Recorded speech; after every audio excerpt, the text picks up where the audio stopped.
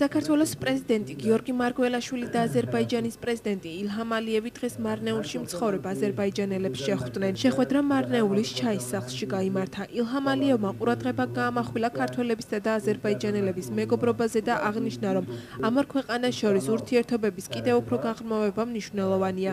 ასევე მოუწოდა ადგილობრივ აზერბაიჯანელებს საფუძვლიანად შეისწავლონ ქართული ენა და მნიშვნელოვანი როლი ითამაშონ სახელმწიფოს განვითარების პროცესებში.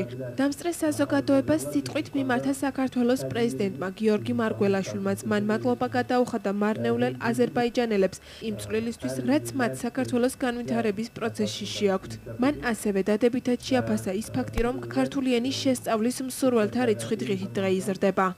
მინდა ვთქვა, რომ ვიზიტი წარმატებით შედგა. საქართველოს და აზერბაიჯანს შორის ურთიერთობები სწრაფი ტემპით ვითარდება.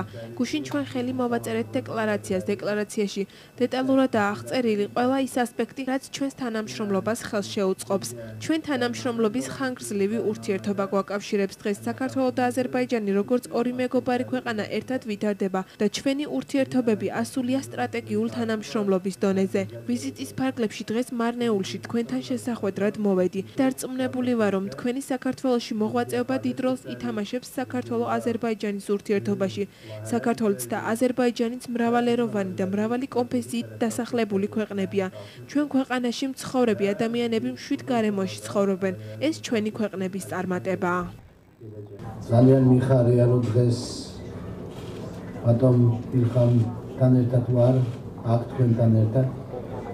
ჩვენთვის ძალიან სასიამოვნო იყო, რომ ჩვენ მოგვეცა ეს შესაძლებლობა. კიდევ ერთხელ მოსულიყავით ჩვენს მარნეულის საზოგადოებასთან, ჩვენს მოქალაქე აზერბაიჯანელი ეთნიკური წარმოშობის მოქალაქეებთან, ადამიანებთან, ვინც ქმნის ძალიან მნიშვნელოვან ნაწილს ქართული სახელმწიფოს დოვლათის, სიძლიერის, სიმტკიცის.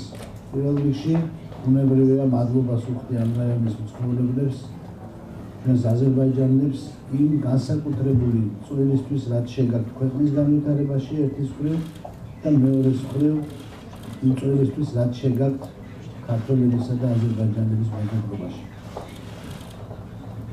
ბატონ ილჰამთან ერთად გუშინ მთელი დღე მუშაობდით იმისათვის, რომ კიდევ უფრო წინ წაგვეწია მართლაც უპრეცედენტოდ კარგი და მეგობრული ურთიერთობები.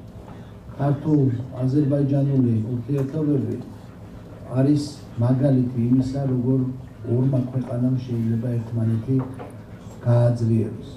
ჩვენ ახლაც მანქანაში ვსაუბრობდით, მე და ბატონ ილჰამი ვიხსენებდით ბატონი გეიდარ ალიევის როლს და წვლილს, ბატონ ედუარდ შევარდნაძის როლს იმაში, რომ ძალიან კარგი ნიადაგზე, რომელიც იყო ხალხებს შორის მეგობრობისა, მათ დაინახეს სტრატეგიული გზა ორი ქვეყნის თანამშრომლობისათვის და ერთმანეთის გაძლიერებისათვის.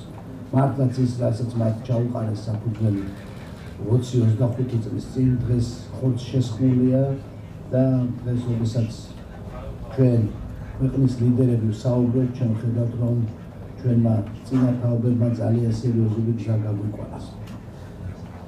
მე მიხარია, რომ ასეთ ადამიანთან ერთად კიდევ ერთხელ შესაძლოა მომეცა თქვენთან სტუმრობის, იმიტომ რომ ვიცი, როგორ ძალიან მთელ საქართველოში უყვართ ბატონი ილჰამი და აქ უყვართ ორმაგად, იმიტომ რომ აქ არის ეს აზერბაიჯანული სენტიმენტიც და მე მიხარია, რომ ასეთ ადამიანთან ერთად თქვენ კიდევ ერთხელ გსტუმრობთ.